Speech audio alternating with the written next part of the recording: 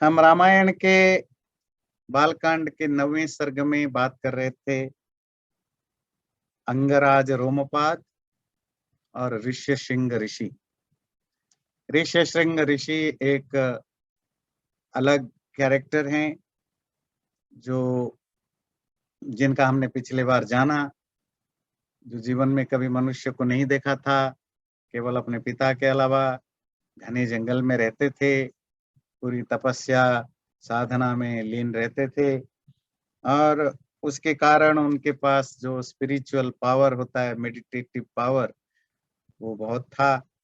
तो रोमपाद के राज्य में, अंग राज्य में जब दुर्भिक्ष या ड्रॉट पड़ा तो कुछ उनके काउंसिलर ने सलाह दी कि अगर हम किसी तरह ऋष्यशृंग को अंग राज्य में ले आ सकें तो अच्छा होगा, बारिश अपने आप हो जाएगी उनके द्वारा जब यज्ञ वगैरह कराएंगे। तो उनको लाना मुश्किल था, तो एक स्ट्रेटेजी बनाई गई जो राज्य की सुंदर सुंदर सबसे अच्छी अच्छी जो गणिकाएं होती हैं, तो फिर ऐसे गणिकाओं को भेज के उनको किसी तरह अंग राज्य को लाया गया, ऋष्यशृंग को। यहाँ तक हम थे। कैसे लाया गया वो मैंने डिटेल में बताया। तो जैसे ही ऋष्यशृंग अंगराज्य मतलब स्टेट है ना, अंग किंगडम में प्रवेश किया तो धीरे धीरे बारिश होने लगी और ऋष्यशृंग ऋषि को अंगपाद के महल में, राजमहल में ले लिया गया। राजा, अपनी रानी, सब लोगों ने मिलकर उनको खूब रेस्पेक्ट किया, खूब प्रॉपरली उनको रिसीव किया और बड़े डरे डरे से रहते थे कि कहीं कोई गलती ना हो जाए, कहीं वो शाप ना दे जाए, क्योंकि इनको बहुत ज्यादा कुछ पता नहीं है दुनियादारी के बारे में, तो बस उनको खुश रखा जाए। अब प्रॉब्लम था कि ऋष्यशृंग ऋषि तो आ गए, बारिश तो हो गई, पर थोड़ी दिन के बाद चले जाएंगे तो फिर क्या होगा। तो ऐसा कुछ किया जाए कि ऋष्यशृंग ऋषि परमानेंटली यहीं रह जाएं। तो उसके लिए एक रास्ता निकाला गया वहां राज्य में कि अंगपाद की एक बेटी थी शांता, वो शांता से उनका विवाह करा दिया जाए। ये शांता भी बहुत मिस्टीरियस कैरेक्टर है, जिसके बारे में अभी थोड़ा जानेंगे। तो शांता से विवाह करा दिया जाए तो वो राजा के दामाद बनेंगे और उनको महल में रख देंगे। तो जब तक, और है तो ऋषि, अपना तपस्या वगैरह करेंगे, तो जो भी साधना उनकी चलती रहेगी, बस विवाहित हो जाएंगे। तो इस नाते शांता से उनका विवाह का प्रस्ताव आया और दोनों का विवाह कर दिया गया। ये शांता कौन है? शांता दशरथ की बेटी है, दशरथ और कौशल्या की बेटी है। तो उनकी एक बेटी थी तब, बहुत पहले, कौशल्या से उनकी एक बेटी थी, दशरथ की, छोटी थी। और रोमपाद दशरथ की बड़ी घनिष्ठ मित्रता थी, बहुत क्लोज फ्रेंडशिप थी। तो रोमपाद अयोध्या आए थे। आने के बाद उन्होंने अपना दुख बताया कि ऐसे ऐसे मेरा कोई बच्चा नहीं है, परेशानी है। ठीक है, तो उन्होंने उनकी बेटी को देखा, बोले आपके तो 3 3 रानियां हैं, आज नहीं कल आपके बच्चे हो जाएंगे, मैं आपकी बच्ची को अडॉप्ट करना चाहता हूँ, गोद लेना चाहता हूँ। अडॉप्ट समझते हैं ना, मतलब अपने लिए। थोड़ा मुश्किल था, दशरथ जी ने कौशल्या से बात की, आसान नहीं था, कौशल्या ने मना कर दिया। पर रोमपाद खुद कौशल्या से जा करके मिले, उनको रिक्वेस्ट किया। तो कहानी में आती है कि कौशल्या से जो रोमपाद की जितने दिन तक वो रहे, हफ्तों महीनों तक जब बातचीत चलती थी, तो कौशल्या ने उनकी जो डेस्परेशन है जो रोमपाद की, उसको फील किया कि ये रियली वो चाह रहे हैं, उनको कोई बच्चा चाहिए और बहुत डिस्पेरेटेड हैं। तो उनको लगा कि अगर मैं बेटी इनको दे दूं, अगर फिर उन्होंने मन बना लिया कि मैं बेटी उनको दे दूं और ठीक रहेगी, क्योंकि वो डिस्पेरेटेड हैं, बहुत वो हैं, फैमिली फ्रेंड हैं, राजा का फ्रेंड हैं। तो उस नाते शांता को कम उम्र में रोमपाद ने बेटी बना के ले लिया था शांता को। वो वही शांता है जो दशरथ और कौशल्या की बेटी थी। पर फिलहाल वो रोमपाद की बेटी है, इनका कोई दावा तो है नहीं उनमें, बट बेटी बड़ी हो गई है ना। तो उन्हीं के साथ ऋष्यशृंग की शादी की गई और ऋष्यशृंग शांता को विवाह करने के बाद वहीं सेटल्ड हैं। ये स्टोरी दशरथ को रिमाइंड करके उनका जो सारथी है, चेरिएटर है, वो सुना रहा है कि आप थोड़ा रिकल करिए, वही ऋष्यशृंग जो आपका भी डायरेक्टली नहीं तो इनडायरेक्टली आपका भी दामाद है, क्योंकि आफ्टर ऑल बायोलॉजिकली तो आप ही पेरेंट्स थे, तो आपका भी दामाद बनता है। ऑफिशियली रोमपाद उसके उसके रियल फादर इन लॉ है, ससुर हैं, तो आपका भी वो दामाद है। अगर हम उनको, वो बहुत उच्च उच्च कोटि के ऋषि तपस्वी हैं, अगर उनको हम अयोध्या में ला सकें और इस यज्ञ में उनको लीड करने दें, इस यज्ञ को वो लीड करें, तो फिर आपका जो उद्देश्य है वो पूरा हो जाएगा।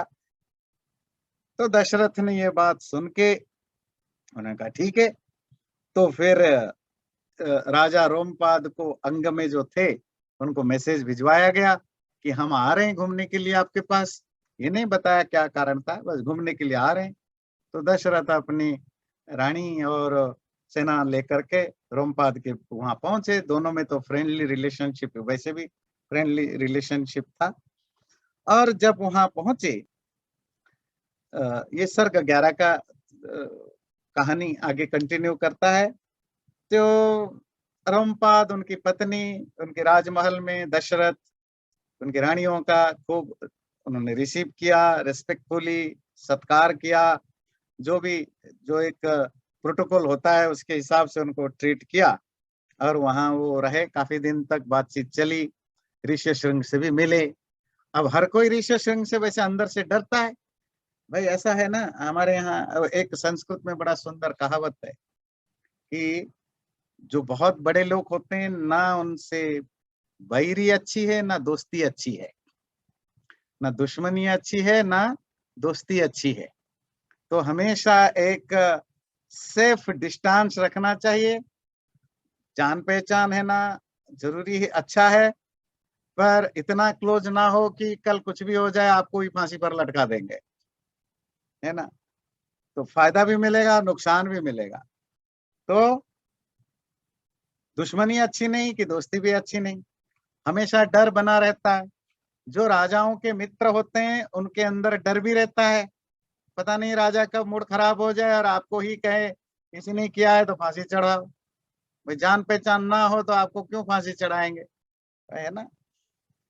तो कुछ लोगों से जिनके पास कुछ पावर होता है उनसे एक डिस्टेंस मेंटेन करना जरूरी होता है। ऋषि सिंह बहुत, खास करके जो नॉर्मल लोगों के लिए बहुत पावरफुल व्यक्ति हैं, क्योंकि इतने बड़े तपस्वी हैं और उनके अंदर बहुत सारा स्पिरिचुअल पावर है।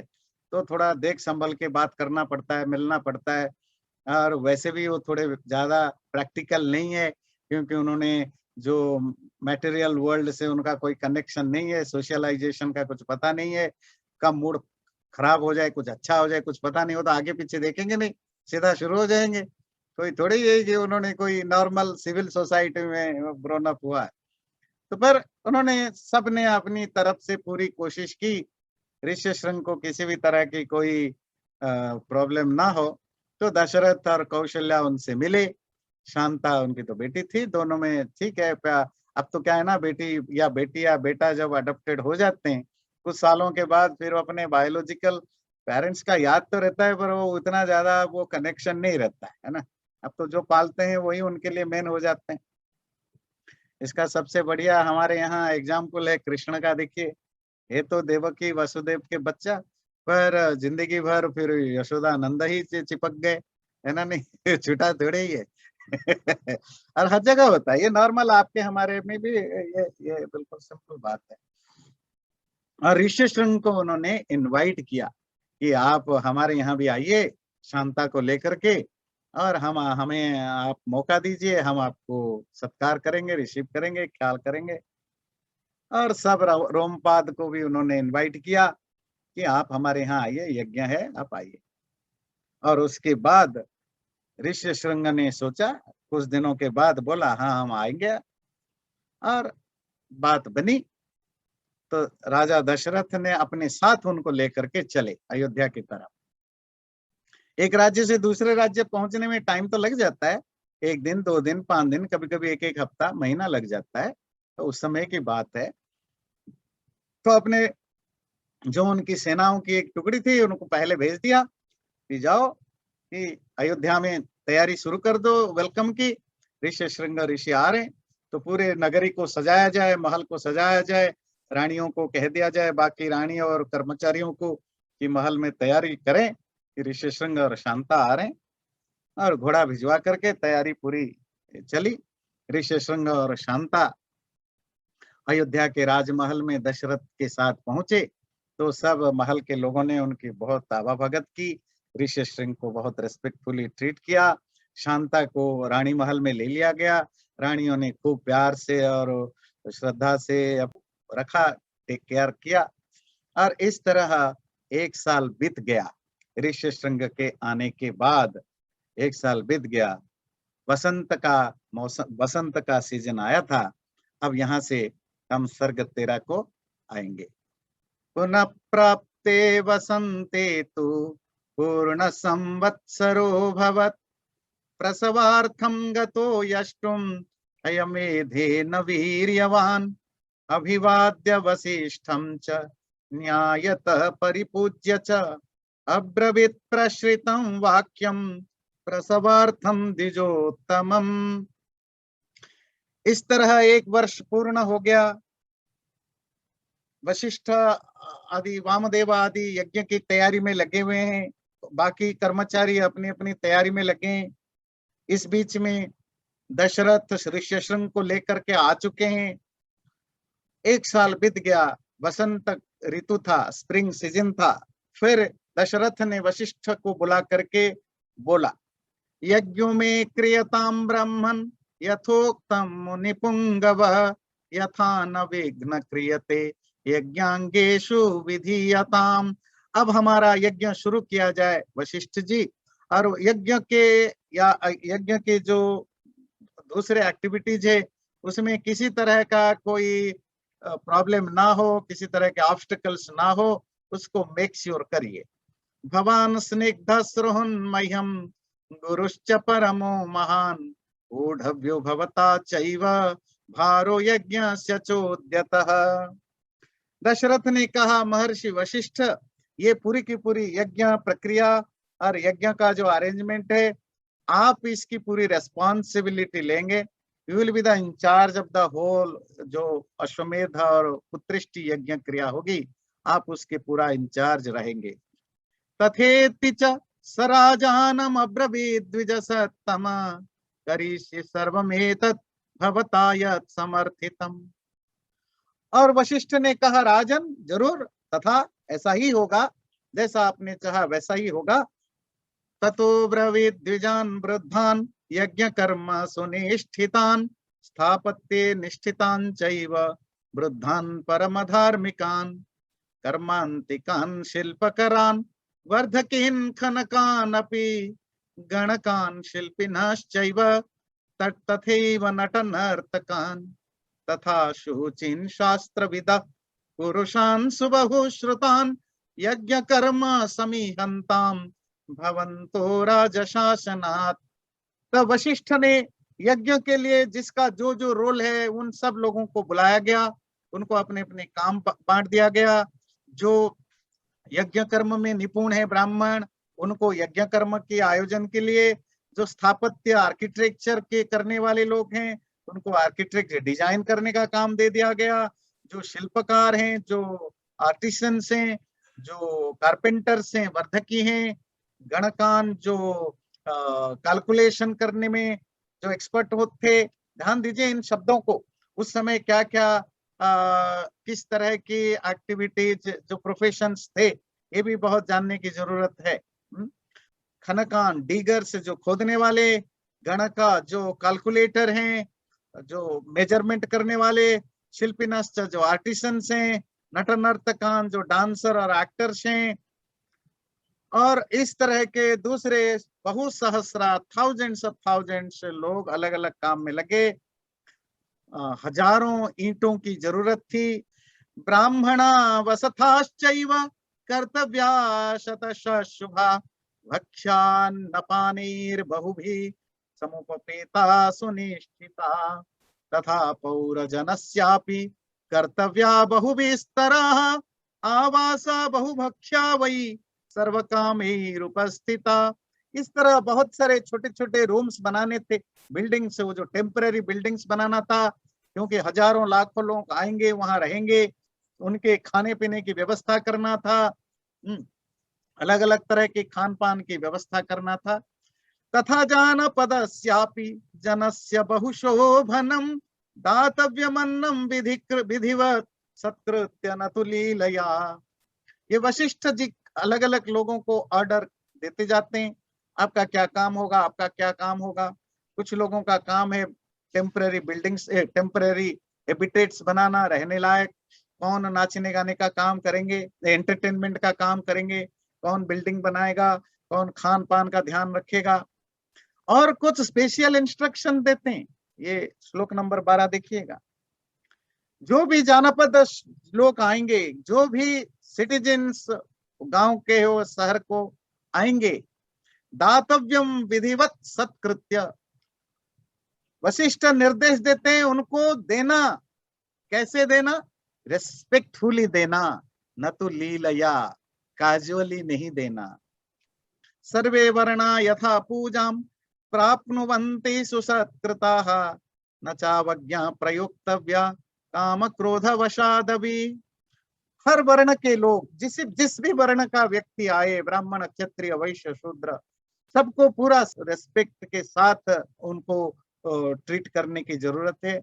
एक भी व्यक्ति ना हो जो जिसके साथ आपने ढंग से बिहेव नहीं किया, या उसकी तिरस्कार या उनका इंसल्ट किया, ह्यूमिलिएट किया, वो आपके गुस्से के कारण हो, या कोई लस्ट के कारण हो, या एंगर के कारण हो, आपको नहीं करना चाहिए। एक चीज जो कुछ कुछ शब्द या मंत्र श्लोक ऐसे होंगे जो आपको याद रखने चाहिए।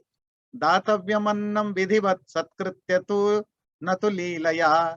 ध्यान रखिए, गीता में भी हमने मेरे ख्याल से 16 या 17 चैप्टर में डिस्कस किया था, दान कितने तरह के होते हैं, सात्विक दान, राजसिक दान, तामसिक दान, उनकी डिटेल में हमने काफी डिस्कस किया था। ये एक सिंगल लाइनर है, आगे भी बार बार आएगा। जब आप देते हो, रेस्पेक्टफुली देना, लीला से नहीं देना, मतलब केयरलेसली, कैजुअली नहीं देना। देते समय अगर आप किसी को फील कराते हो, ह्यूमिलिएटेड फील कराते हो, छोटा फील कराते हो, क्योंकि आप दे रहे हो, आप डायरेक्टली इनडायरेक्टली अपने आप को बड़ा फील कराते हो, तो आपका दान तो बेकार जाएगा। दान का जो जो रिजल्ट आपको होना चाहिए, जो कर्म फल, वो तो बेकार जाएगा ही जाएगा। उल्टा आपको पाप लगेगा कि आपने किसी हिंसा का पाप लगेगा। वो हिंसा का पाप कैसे? आपने किसी को अपने ईगो दिखाने के चक्कर में ह्यूमिलिएटेड किया।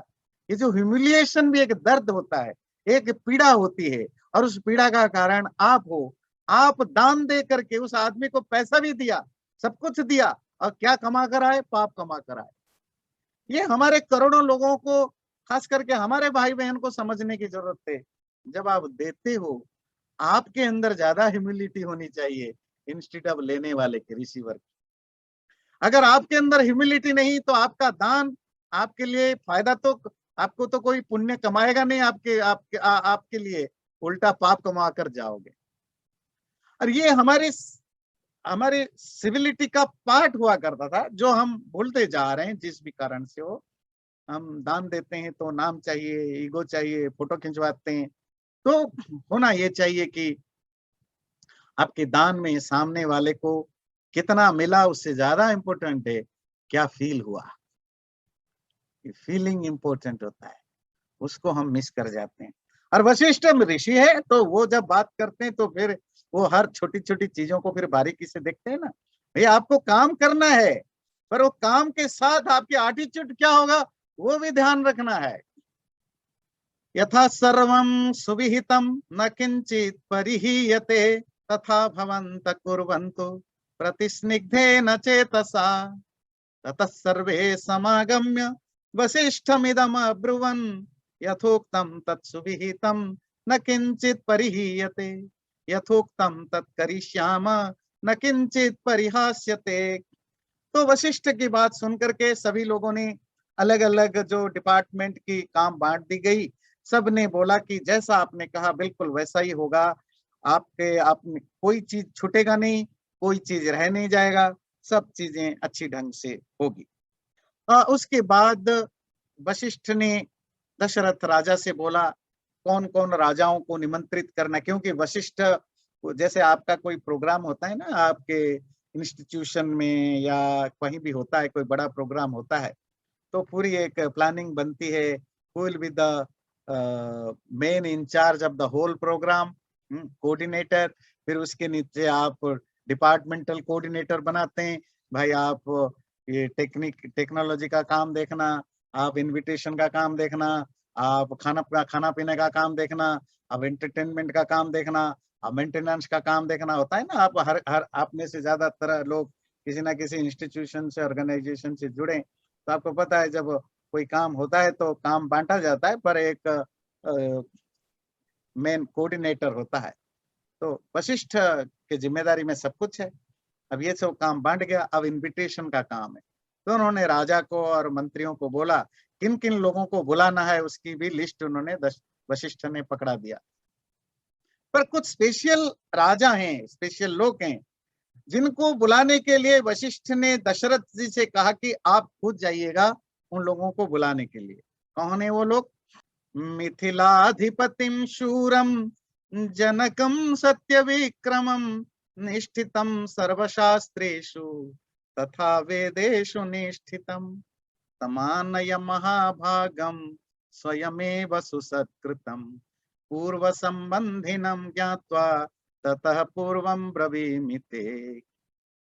तथा काशीपतिम स्निग्धम सततम प्रियवादिनम वयस्यम राजसिंहस्य स्वयमेव आनयस्व।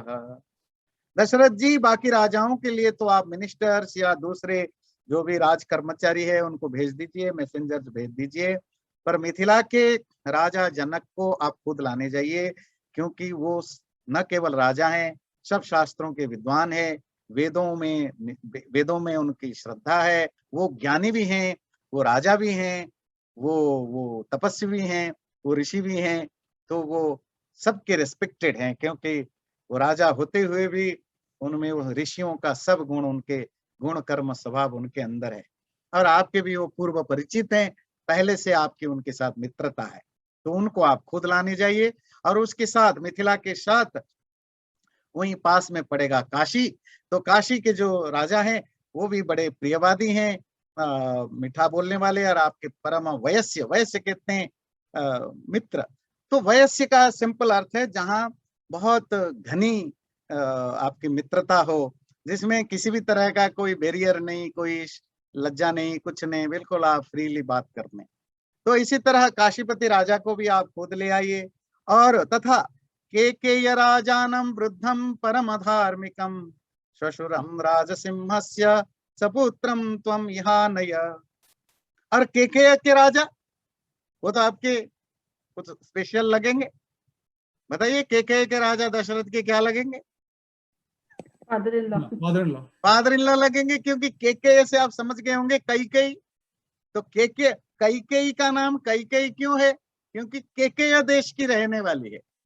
जैसे विदेह के रहने वाली वैदेही, मिथिला की रहने वाली मैथिली, सीता का अलग अलग नाम है ना। तो कैकेयी उनका नाम है क्योंकि केकेय देश की बेटी है। और ध्यान रखिए, दशरथ राजा के सबसे जो प्रिय पत्नी थी वो केकेयी थी। कौशल्या बड़ी थी, राजरानी, क्या कहते हैं उसको, पाट रानी। पाट रानी समझते हैं, मतलब चीफ ऑफ क्वींस होते हैं। पर उनकी ऑफिशियल जिम्मेदारियां होती है, पर एक राजा का अपना पर्सनल अफेक्शन होता है ना, जिसको बहुत ज्यादा पसंद करते हैं। राजा के तो बहुत रानियां, वो कैकेयी थी। तो और आपके ससुर होंगे केकेय के राजा, और वो बेचारे वृद्ध भी हैं, बुढ़े हो गए हैं, बड़े धार्मिक हैं, वो अकेले आ नहीं सकते, तो वहां भी आप जाना, उनको और उनके बेटे को, मतलब आपके साले को, ससुर और साले को, दोनों को लेकर के आप खुद जा करके लाना। अंगेश्वरम महाभागम रोमपादम सुसत्कृतम वयस्यम राजसिंहस्य समानय यशस्विनम। और रोमपाद अंग का राजा, अंगेश्वर।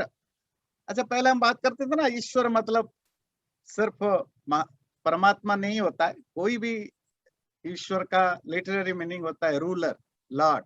कोई भी रूल करता हो वो ईश्वर है। राजाओं को भी ईश्वर कहा जाता था। अभी ये अंगेश्वर क्या मतलब है? अंगेश्वर मतलब अंग का गॉड थोड़े होता है, अंग का राजा है ना, राजा। राजा। या तो अंग देश के राजा जो रोमपाद, जिनकी चर्चा अभी हमने की, ऋष्यशृंग ऋषि जिनके दामाद बने थे, उनको भी बड़े सत्कार के साथ लेकर आना, वो भी आपके बंधु हैं। फिर आप लाइए प्राचीनान सिंधु सौवीरान सौराष्ट्रेयांश्च पार्थिवान दाक्षिणात्यान नरेंद्रांश्चैव समस्तानान यस्वः। प्राचीन पूर्व, जो पूर्व देश के राजाएं हैं, पूर्व में कौन आते हैं? वो कलिंग है, गौड़ है, वो कामरूप है, आज की जिसको आप ईस्टर्न इंडिया कहते हैं, और सौराष्ट्र जो गुजरात जिसको आप कहते हैं, दाक्षिणात्य जो विंध्य से नीचे जो आपके आंध्रा कर्नाटक तमिलनाडु केरला जो है, तो इन सब राजाओं को आप निमंत्रित करिए। संति स्निग्धा चाहिए चान्य राजान पृथ्वी तले तानानाय यथा क्षिप्रम तानुगान सहबांधवान। और जो भी इस धरती पर राजा हैं जिनके साथ आपका संबंध अच्छा है या नहीं भी है, सब राजाओं को निमंत्रण करिए। वो अपने फैमिली के साथ, रिलेटिव के साथ आपके पास आकर पहुंचे। और वशिष्ठ की ये बात सुन करके सुमंत्र, महाराज दशरथ सब अपने अपने काम पर चले गए। और अब सबके चले जाने पर ते च कर्मान्तिका सर्वे वसिष्ठाय च धीमते सर्वं निवेदयन्ति स्म यज्ञ यतुपकल्पितम।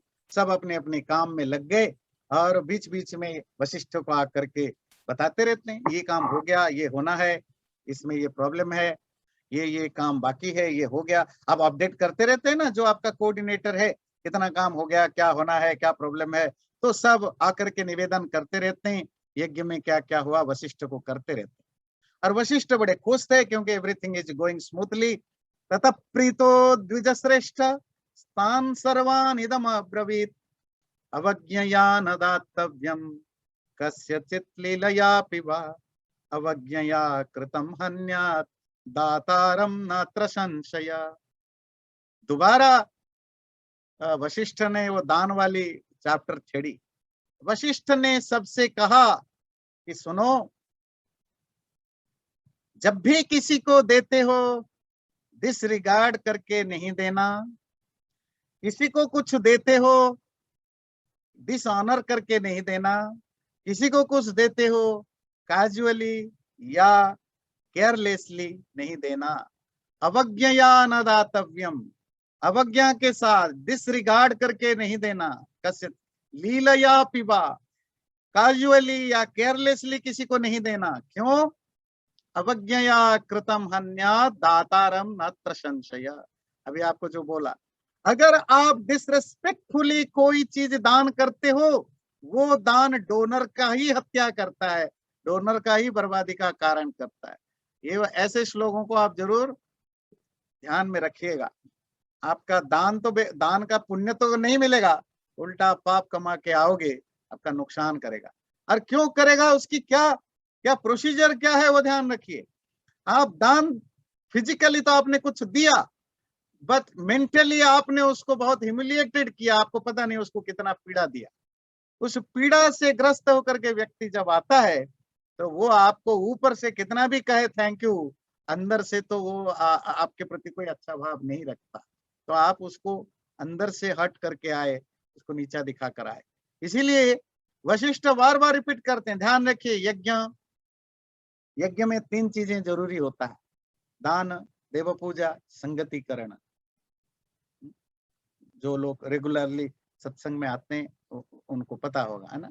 3 चीजें जरूरी होता है, दान, आप कुछ डोनेट करते हैं, चैरिटी करते हैं, ऑफरिंग करते हैं। यज्ञ में भी आप घी और सामग्री का आप आहुति देते हैं, ऑफरिंग करते हैं। केवल घी और सामग्री का आहुति देना ही यज्ञ नहीं है। उस यज्ञ के साथ साथ आपकी दान प्रक्रिया आपके दान का जो चैरिटी का काम भी चलता रहना चाहिए। प्राचीन काल में जब भी यज्ञ होता था, यज्ञ को जितना इम्पोर्टेंस मिलता था, यज्ञ के साथ वो जो लोगों को खाना खिलाना, डोनेशन देना, चैरिटी करना भी उतना ही महत्व रखता था। और उस यज्ञ को करते समय जैसे आपको एक प्रॉपर प्रोटोकॉल फॉलो करना पड़ता है, जो भी स्क्रिप्चरल गाइडेंसेस हैं उनको फॉलो करना पड़ता है। इसी तरह दान देते समय, क्योंकि दान एक लौकिक कर्म है, उसको कोई इग्नोर ना कर ले, क्योंकि यज्ञ तो शास्त्रीय कर्म है, तो हर कोई जो भी पुरोहित कहेंगे उसको बड़े ब्लाइंडली फॉलो करते हैं। क्योंकि दान पब्लिक के डीलिंग है और आप लोग उसको हो सकता है थोड़ा कैजुअली लें, इसीलिए वशिष्ठ बार बार रिपीट करते हैं, ये उतना ही इम्पोर्टेंट है जितना यज्ञ इम्पोर्टेंट है। तो जो आप खाना खिलाओगे लोगों को, जो आप गिफ्ट दोगे, डोनेशन दोगे, जो भी व्यवस्था बनी है उसमें बार बार ध्यान रखना, कोई अवज्ञा से नहीं करना, डिसरेस्पेक्टफुली नहीं करना, डिसरिगार्ड के साथ नहीं करना, और कैजुअली नहीं करना। वो भी ध्यान रखिए, मत भूलिए कि जिसको आप खाना दे रहे हो वो कोई रोबोट नहीं, मशीन नहीं, वो एक ह्यूमन बीइंग है। और वो ह्यूमन बीइंग सिर्फ फिजिकली नहीं है, उसका भी इमोशंस हैं, उसका भी फीलिंग्स हैं। वो सिर्फ आपके काम को नहीं देखता, काम के पीछे की आपके बिहेवियर को भी नोट करता है। आप खाने की एक पैकेट पकड़ाते हो पर आप उसकी शक्ल तक नहीं देखते हो, तो वो ह्यूमिलिएटेड फील करता है। आप उसकी शक्ल को देखते हो, देख करके दया भाव से देखते हो, तो भी उसको वो बुरा फीलिंग होती है। तो आप पूरी रेस्पेक्टफुली, जैसे आप भगवान की पूजा करते हो उसी रेस्पेक्ट के साथ आप जिसको हेल्प करते हो, it's not about only donation और ऑफरिंग। किसी को भी आप हेल्प करते हो, वो हेल्प भी तो डोनेशन आता है ना, डोनेट करते हो, चैरिटी करते हो, किसी का भी आप कोई मदद करते हो, उसमें ये चीजें बहुत ध्यान रखना। आप नीडी को हेल्प करते हो पर कल्याण तुम अपना करते हो। इस पर तो हम गीता क्लास में बहुत डिटेल में डिस्कस कर चुके हैं कि आप देने वाले को हमेशा लगना चाहिए उपकार मैंने नहीं किया, उसने रिसीवर ने लेकर मेरे ऊपर उपकार किया, है ना। ये भाव होना चाहिए। ये भाव होगा तो फिर आप $10 भी दो, उसमें भी महक होगा, एक एक एक एक फ्रेग्रेंस होगा। और अगर आप एरोगेंटली देते हो तो आप लाखों डॉलर भी दो तो भी वो एक बड़ा बदबूदार होता है। तो it's we need to be careful जब आप दान देते हैं। ये मेरे वचन नहीं, वशिष्ठ दो दो बार तो एक ही चैप्टर में बोल चुके हैं, आगे तो कितने बार बोलेंगे। तो ये इसीलिए कि कुछ ऐसी चीजें होती हैं जिनको हम बहुत कैजुअली लेते हैं, तो इसीलिए नीड टू बी क्लैरिफाइड। ततः कैश्चिदहोरात्रैरुपयाता महीक्षित बहुनि रत्नमादाय राज्ञो दशरथस्य वै। ततो वसिष्ठ सुप्रीतो राजानमिदमब्रवीत् उपयाता नरव्याघ्र राजानस्तव शासनात् मयापि सत्रतः सर्वे यथारम राजसत्तमा। अब निमंत्रण वगैरह हो गया, बाहर से लोग आने लग गए, राजा भी लोग अलग अलग राज्यों से, देशों से राजा भी आने लग गए, पब्लिक भी आने लग गई, वो अर्बन है, रूरल है, सब आने लग गए। और जैसा जिसको ट्रीट करना चाहिए उसी तरह का ट्रीटमेंट बढ़िया चल रहा है। दशरथ ओवरऑल सबको इंस्पेक्ट कर रहे हैं, वो देख रहे हैं सब ठीक चल रहा है कि नहीं। और राजा के पास जाकर के बोला कि राजन, आपके कहने के अनुसार सब चीजें सिस्टमेटिकली अरेंज हो गया है, राजा लोग भी आने लग गए, और मैं क्योंकि वशिष्ठ ऋषि हैं तो वो सबसे बड़े हैं। राजा होने से क्या होता है, जो जो ऋषि हैं, जो कुल पुरोहित हैं, कुल गुरु हैं, उनका स्थान राजा से ऊंचा होता है।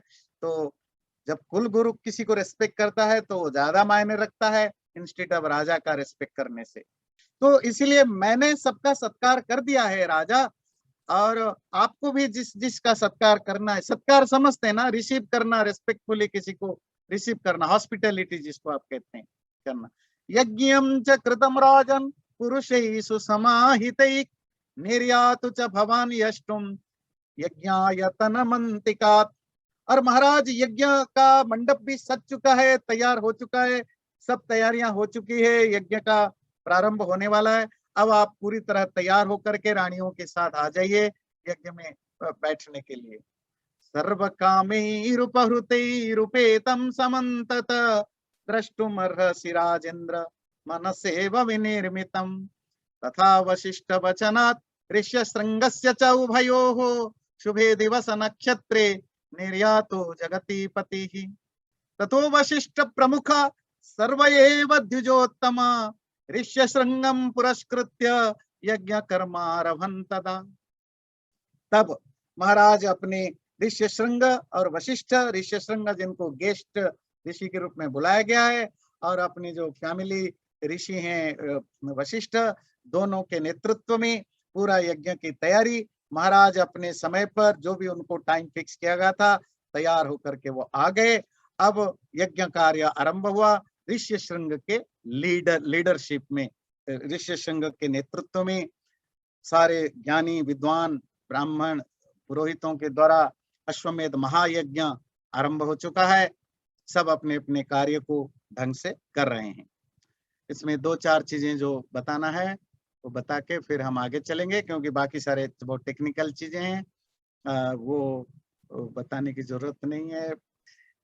आप हो सकता है आप पूछें कि ये नृत्य और गीत, डांस और ड्रामा म्यूजिक, इसका क्या काम है यज्ञ में, है ना? बाकी चीजों का क्या काम?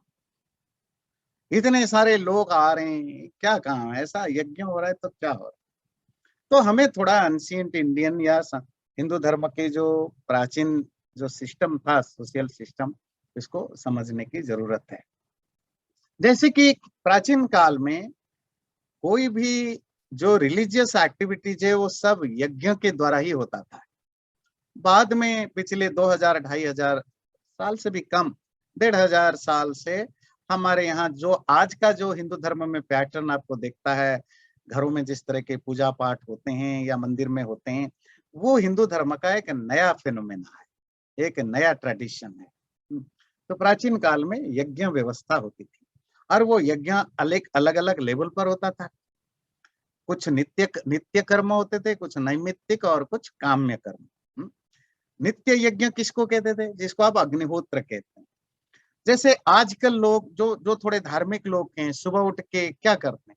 सुबह उठ के नहा धो के कोई गीता का एक चैप्टर पढ़ता है, कोई हनुमान चालीसा पढ़ता है, कोई कुछ कुछ और गायत्री मंत्र बोलता है, कोई मेडिटेशन करता है, कुछ ना कुछ आप करते हैं। शाम को भी कुछ ना कुछ करते हैं। तो ये उस एक्चुअल हिंदू धर्म की जो पूजा व्यवस्था का एक डिस्टॉर्टेड फॉर्म है या नया फिनोमेना है। प्राचीन काल में जो सुबह और शाम के लिए संध्या की व्यवस्था की गई, तो संध्या करना सुबह और शाम, ये है आज का हनुमान चालीसा पाठ करने का प्राचीन व्यवस्था थी। और अग्निहोत्र करना, अग्निहोत्र भी सुबह और शाम यज्ञ करना, वो जो अग्निहोत्र जो यज्ञ का नित्य कर्म रूप है, नित्य मतलब ऐसा यज्ञ जो डेली ड्यूटी है, जो इसमें मुश्किल से आपको 6 से 8 मिनट लगता है। सुबह की आहुति 5-6 सुबह की आहुति, और शाम को जो यज्ञ होता है वो 6-7 मिनट लगता है, और जो संध्या होती है वो 5 से 10-7 मिनट के अंदर हो जाता है। टोटल मिला के अगर संध्या अग्निहोत्र दोनों करते हैं तो 15 मिनट के अंदर या 20 मिनट के अंदर आपका हो जाएगा। अगर आप रेगुलर अग्निहोत्र करते हैं तो आपको आग जलाने की जरूरत नहीं पड़ती है ना। वो आग भी 3 तरह के होते हैं, गार्हपत्याग्नि, आहवन्याग्नि, वो कभी बाद में बात करेंगे। मतलब जो रोज प्राचीन काल में, अभी भी जो लोग रोज अग्निहोत्र करते हैं, अग्निहोत्र समझ में आया? डेली यज्ञ, ऐसा यज्ञ जो डेली किया जाता है, यज्ञ का वो रूप जो डेली किया जाता है उसको अग्निहोत्र कहते हैं। और जिनके घर में यज्ञ होता है तो उनके यज्ञ कुंड भी स्थायी होते हैं, परमानेंट, और उसमें आग हमेशा बना रहता है।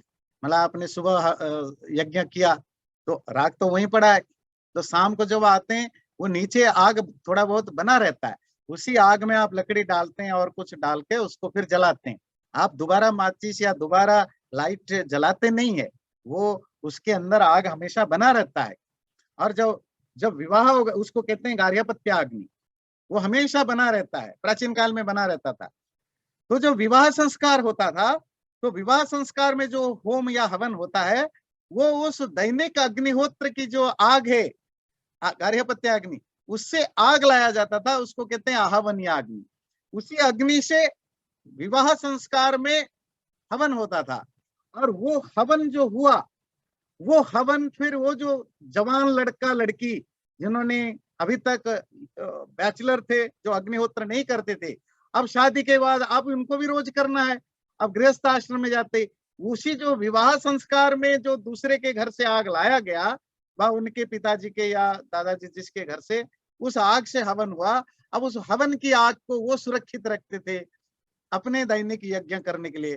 दैट्स हाउ गार्हपत्याग्नि से आहवनीयाग्नि, आहवनीयाग्नि से फिर वो एक दूसरे नए हाउस होल्डर के लिए वो नया अपना गार्हपत्याग्नि के रूप में कन्वर्ट होता था। तो ये तो है अग्निहोत्र जो डेली किया जाता है, जिसका आज फॉर्म है कि हम सुबह शाम कुछ गायत्री मंत्र पाठ या कुछ और कर लेते हैं। फिर दूसरा जो होता है, इसको कहा जाता था नैमित्तिक यज्ञ। नैमित्तिक मतलब कोई निमित्त या कोई ओकेजन के बेस पर जो आप यज्ञ करते हैं।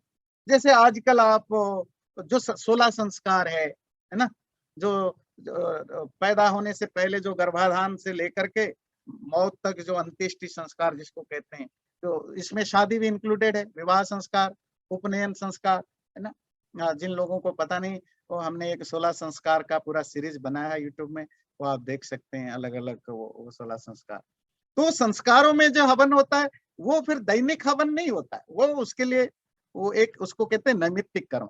अच्छा, उन संस्कारों के अलावा भी आपके लाइफ में कुछ ऐसा फेज आता है जहां आप कोई भी अच्छी चीज आती है तो आप इसको सेलिब्रेट करना चाहते हैं। तो जैसे आजकल हम कोई कोई वो भगवती जागरण रखता है, कोई सत्यनारायण कथा रखता है, अगर रिलीजियस है। अगर नॉन रिलीजियस है, घर में कोई स्पेशल ओकेजन हो, फिर तो वो तो फिर पार्टी होती है, फिर तो उसमें वो बाहर आपका वो चलता है, बारबेक्यू चलता है ना वो बारबी चलता है। अगर रिलीजियस है, फिर वो सत्यनारायण कथा रखता है, वो भगवती जागरण रखता है, या जो भी और अलग अलग राज्यों के ट्रेडिशन में अलग अलग तरह के कुछ होते हैं वो रखते हैं। तो प्राचीन काल में क्या रखते थे? यज्ञ होता था। उस यज्ञों को कहा जाता था नैमित्तिक यज्ञ। हाँ, तो उस यज्ञ के साथ फिर बाकी जो भी आपके एंटरटेनमेंट जो भी है, बाकी चीजें साथ साथ चलता रहता था। फिर और एक यज्ञ होता था काम्य कर्म। काम्य कर यज्ञ मतलब जैसे दशरथ जी की इच्छा है कि हमारे बच्चे हो, तो उसके लिए वो एक बड़ा यज्ञ करते थे।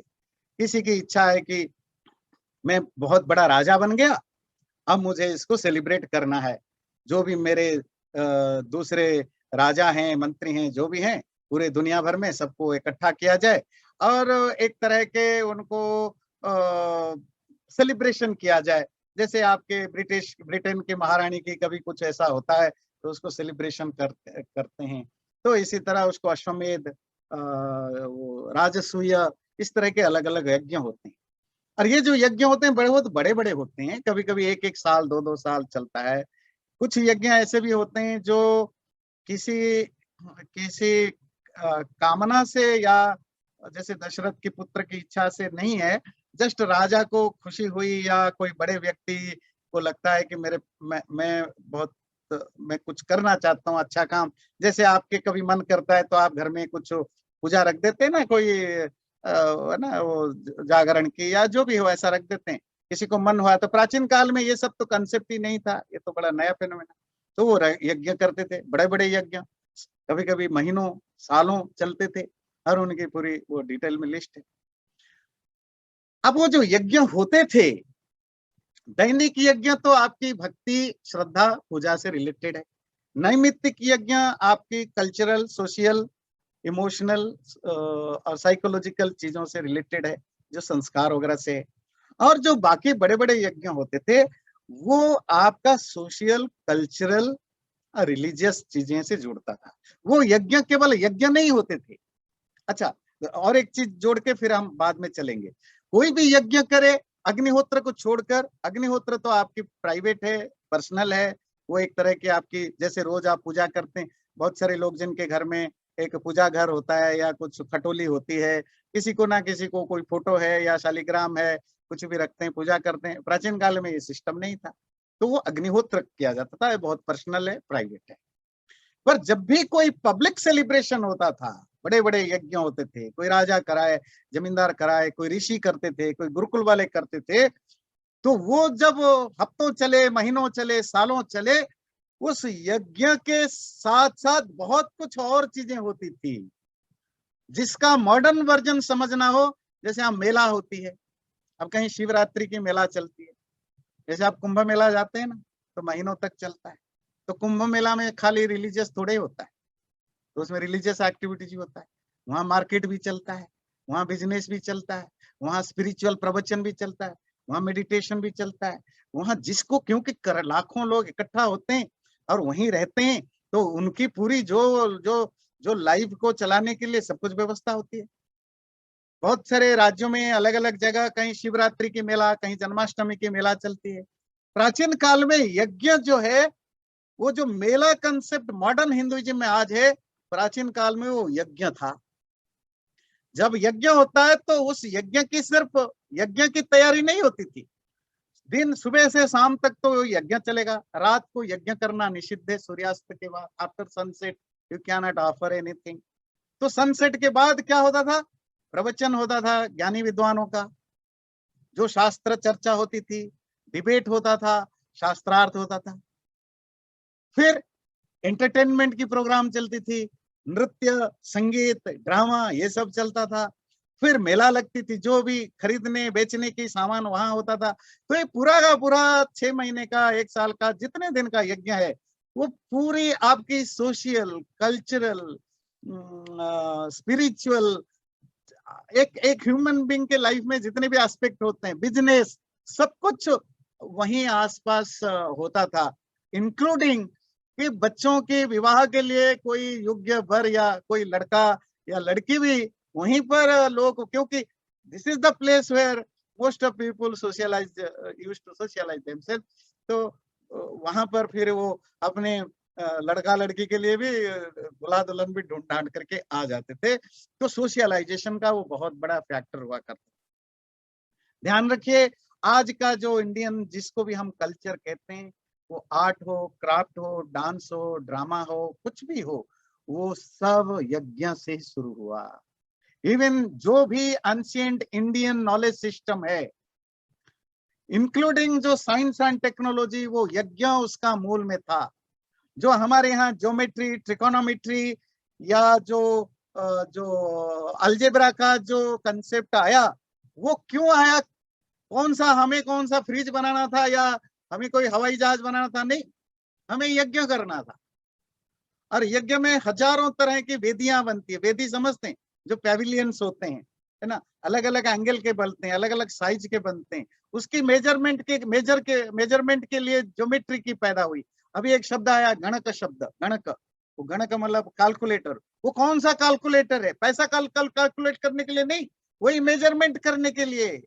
वो ज्योमेट्री, जिसको आप आजकल कहते हैं ज्योमेट्री के एक्सपर्ट, जो शुल्ल सूत्र है, जिसके लिए अलग से ग्रंथ बना शुल्ल सूत्र, वो शुल्ल सूत्र पैथागोरस थ्योरी से हजारों साल पुराना है।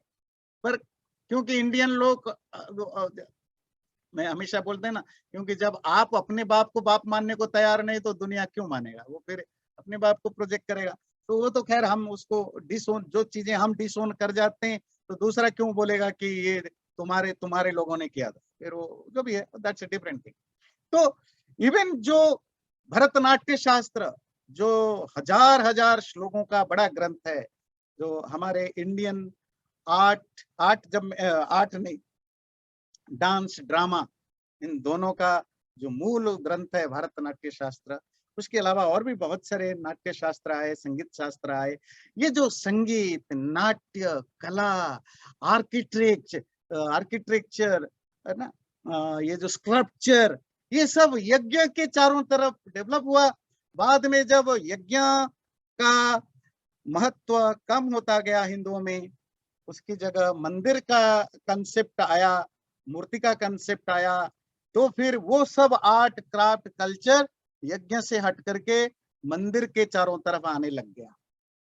पर रहा उस मतलब हमारी सारी technology, science, technology, art craft, dance, drama यज्ञ के चारों तरफ था। यज्ञ से शिफ्ट, जब यज्ञ धीरे धीरे कम हो गया, उसकी जगह मंदिर और मूर्ति पूजा के स्थान लिया, तो मंदिर के चारों तरफ रहा। मतलब इन सब का सेंट्रल पॉइंट हमेशा हिंदू धर्म में वो रिलीजियस जो एक्टिविटीज है उसके कारण रहा। इवन अभी जो रामायण में भी आपने पढ़ा, वशिष्ठ जो अश्वमेध यज्ञ में यज्ञ होता है, उसमें बाकी चीजों की क्या जरूरत थी? तो क्योंकि it is part of that whole whole yagya concept. जैसे खाना खिलाना, आप यज्ञ करो और गरीब लोगों को हेल्प ना करो तो यज्ञ नहीं होगा। तो आपका एक सेक्शन वो होगा जहां आप नीडी लोगों को हेल्प करेंगे, एक सेक्शन होगा जहां सुबह से रात तक खाना पीना चलता रहेगा, एक सेक्शन होगा जो एंटरटेनमेंट, नृत्य, गीत चलता रहेगा, और एक सेक्शन होगा जहां शास्त्रार्थ, डिबेट, आपका फिलोसॉफिकल जो जो डेवलपमेंट हुआ वो भी यज्ञ के साइड बाय साइड हुआ। सुबह दिन भर तो कर्मकांड होता है, शाम को ज्ञान कांड, और फिर बाकी जो बाकी चीजें होता है। शाम को बैठ के यज्ञ समाप्त हुआ, नहा धो करके आ गए, ऋत्विजों का काम समाप्त। अब ज्ञानी विद्वान लोग बैठते थे, शास्त्रार्थ, वो शास्त्र चर्चा होती थी। जब हमारे यहाँ शास्त्र चर्चा की परंपरा खत्म हुई, उसके जगह ले लिया कथा परंपरा। जो पुराण का इवॉल्व हुआ, तो जो पुराण की कथाएं इवॉल्व हुआ, तो कथा परंपरा चली, तो यज्ञ कम होता गया, शास्त्र डिस्कशन कम होता गया, और उसके जगह हमने स्टोरीज, कथाएं हुआ। तो यज्ञ कम होता गया, मंदिर में बड़े बड़े आयोजन होने लगे, और शाम को मंदिर के आयोजन में अब शास्त्र चर्चा नहीं, बहुत कम शास्त्र चर्चा हुई। फिर हमने कथा परंपरा शुरू हुई, और उस कथा परंपरा से आपका माइथोलॉजी डेवलप, पुराण डेवलप हुआ, शास्त्र परंपरा से आपके फिलोसफी डेवलप हुए। तो पर हुए कहाँ हुए? उस जो यज्ञ के चारों तरफ, और यज्ञ के बाद जो दूसरा जो मंदिर परंपरा आई, उसके कारण हुआ। तो समय तो हो गया है, आगे फिर हम देखेंगे उनका संतान कैसे पैदा हुआ। चैनल को सब्सक्राइब जरूर करें और वीडियो अच्छा लगे लाइक भी जरूर करें।